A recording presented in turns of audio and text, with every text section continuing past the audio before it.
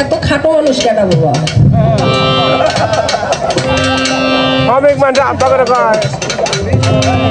তবে বাবা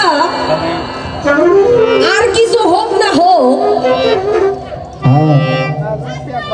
এই ফকির সাহেব যে চাইতে গেছে এটা তো ভালো করে বুঝলেন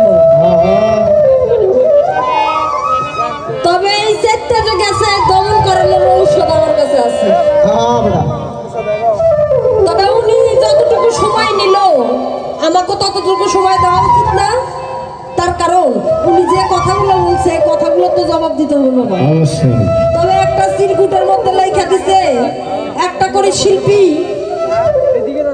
6 থেকে 7 মিনিট করে মঞ্চে থাকতে পারবে একটা গান গাইতে গেলেও বাবা 2-4-5 মিনিট লাগে কথা বলতে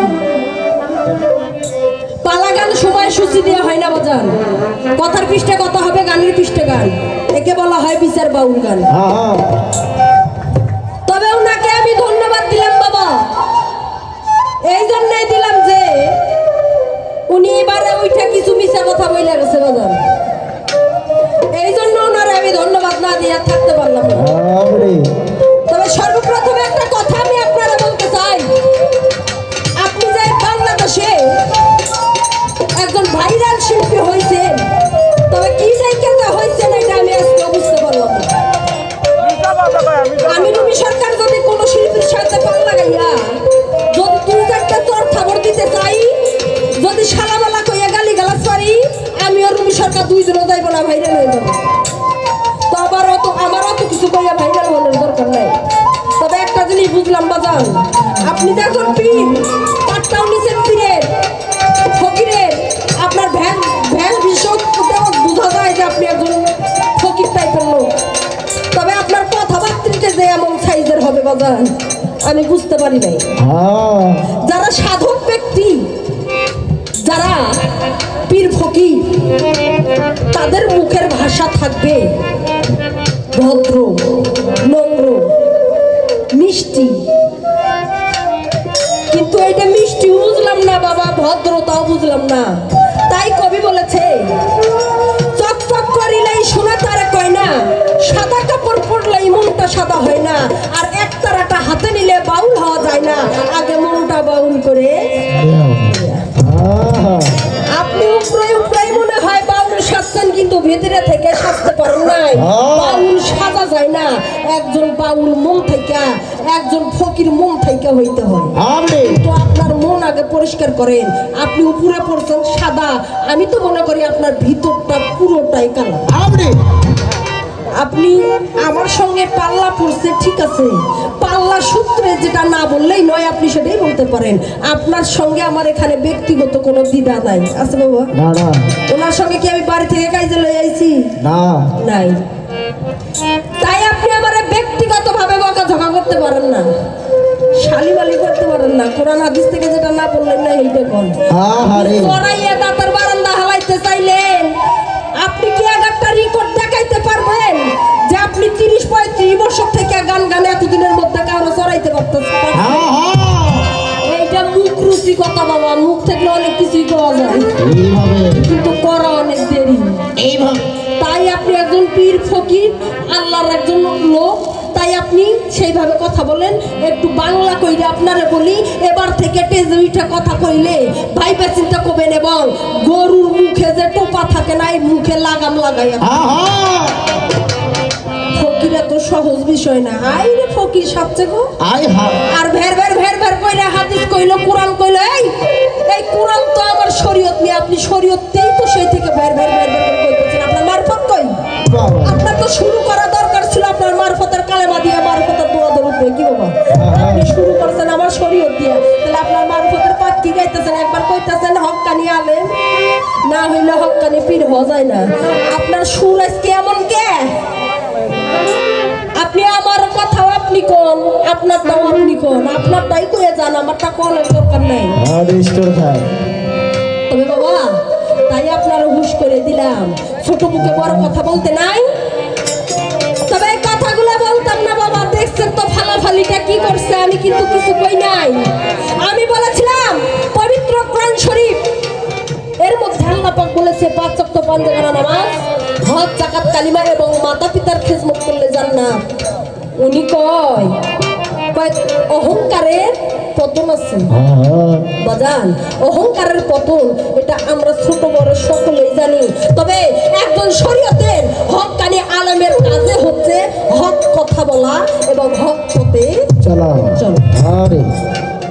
আমি হক কথাই, শরীয়তের আলেমেরা হক কথা কয় আর এই ফকির দলের লোকে বড় চুলকায়।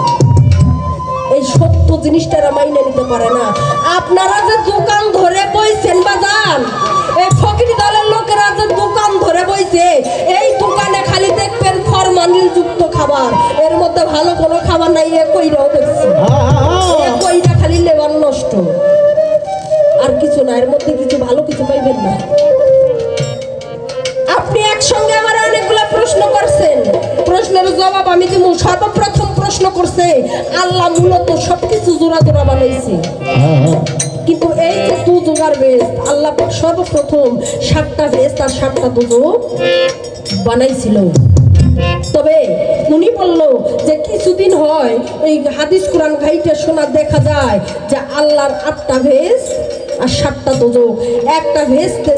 আল্লাহ পাক বানাই নাই, সাধারণ পাবলিক বানাইছিল। উনি জিজ্ঞাসা করছে যে বানাইছিল এর নাম কি, আর ওই সাধারণ পাবলিকের বানানো ভেস্তের মধ্যে কোন শ্রেণীর উম্মতরা যাবে, আর আল্লাহর বানানো 7টা ভেস্তের মধ্যে কোন শ্রেণীর উম্মতরা যাবে, আর ওই ভেস্তের নাম কি, আর যে বানাইছিল এর নাম কি? সুন্দর প্রশ্ন। আপনি আমি এবার কথাগুলো কব, আপনার কানের খৈল ফালাইয়া ভালো করে আমার কথাগুলো হবে। এই যে আল্লাহ পাকের বানানো 7টা ভেজ আর 7টা দুজো, আর যে একটা ভেজটা আল্লাহ পাক বানাই নাই, ওই ভেজটা বানাইছিল বাদশাহ সাজ্জাদ।